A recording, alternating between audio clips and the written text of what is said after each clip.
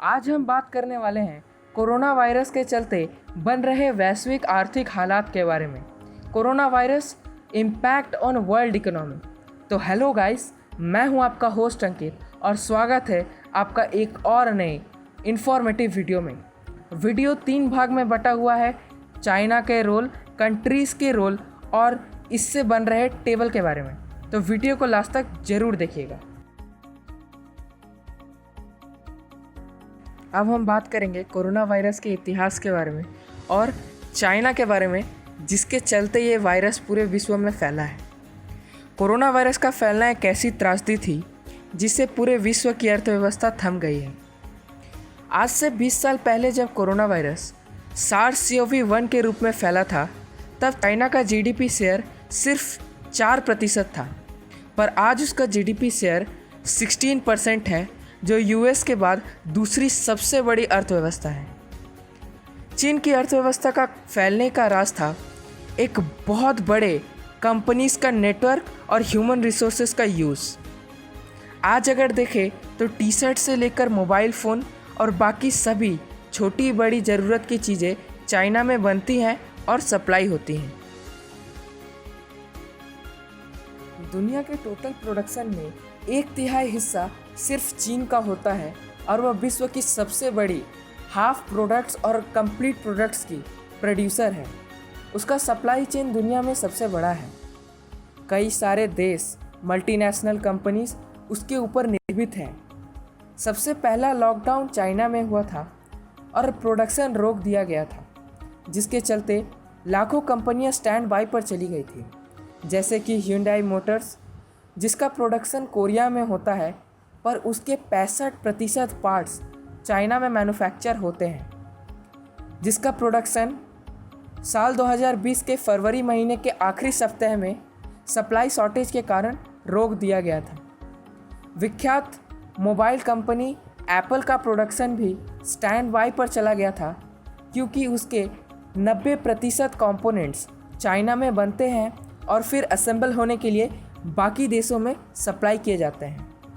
China में हुआ lockdown तब पूरे में फैल गया। अब हम बात करेंगे इसके वैश्विक असर के बारे में। अब अगर बात करें इसके वैश्विक असर की, तो कोरोना वायरस के फैलते संक्रमण ने इन्वेस्टर्स की नींद उड़ा दी थी। जब यह चाइना में पूरी तरह से फैलने लगा था, तब इन्वेस्टर्स ने पैसे डूब जाने के डर से पैसे इन्वेस्ट करना बंद कर दिया था। दुनिया की अर्थव्यवस्था फिर से 2008 के वर्ल्ड इकोनॉमिक क्राइसिस की तरफ इशारा करने लगी थी। इन्वेस्टर्स के डर के चलते फरवरी 2020 के आखिरी सप्ताह में यूएस स्टॉक मार्केट 2008 के वर्ल्ड इकोनॉमिक क्राइसिस के बाद पहली बार क्रैश हो गया था, जिससे कच्चे तेल या फिर क्रूड ऑयल की कीमतें काफ़ी हद तक गिर गई थी। कई सारे देश की अर्थव्यवस्था और कंपनीज के शेयर भी गिरने लगे थे और पूरे वर्ल्ड इकोनॉमिक टेबल में उथल पुथल मच गई थी।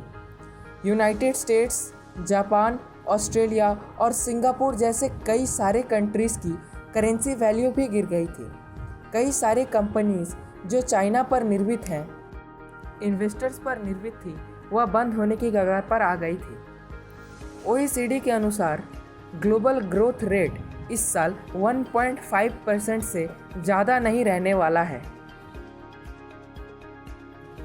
बात करेंगे कैसे वर्ल्ड इकोनॉमिक टेबल चेंज हो रहा है, उसमें भारत की स्थिति क्या है और चाइना ने कैसा षड्यंत्र रचा है। अगर बात करें वर्ल्ड इकोनॉमिक टेबल की, तो यूनाइटेड स्टेट्स ने वर्ल्ड इकोनॉमिक टेबल में अपनी जगह साल 2007 में बना ली थी और इस साल फाइनेंशियल ईयर 2020 में उसका शेयर 24.8%, चाइना का 15%, जापान का 5%, जर्मनी, इंडिया, यूके और फ्रांस का मिलाकर 11% रहने वाला था वर्ल्ड जीडीपी में। वर्ल्ड लीग टेबल के अनुसार 2033 में चाइना यूएस को ओवरटेक कर नंबर 1 इकोनॉमी बन सकता था, पर अब आसार ऐसे लगते हैं कि शायद ये टेबल इसी साल बदल जाएगी।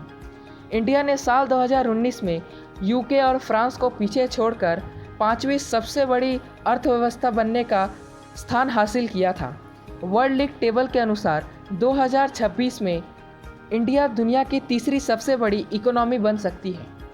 अगर बात करें कोरोना वायरस के चलते हो रहे उथल पुथल की, तो चाइना में यह वायरस सबसे पहले फैला था और चाइना ने सबसे पहले इससे छुटकारा भी पा लिया है। जब सारी दुनिया ठीक थी, तब चाइना ने इस बीमारी के चलते अपने देश को और अपने देश के अंदर चल रही फैक्ट्रीज को बंद कर दिया था, जिसके चलते हाफ फिनिश प्रोडक्ट्स की सप्लाई शॉर्टेज हो गई थी।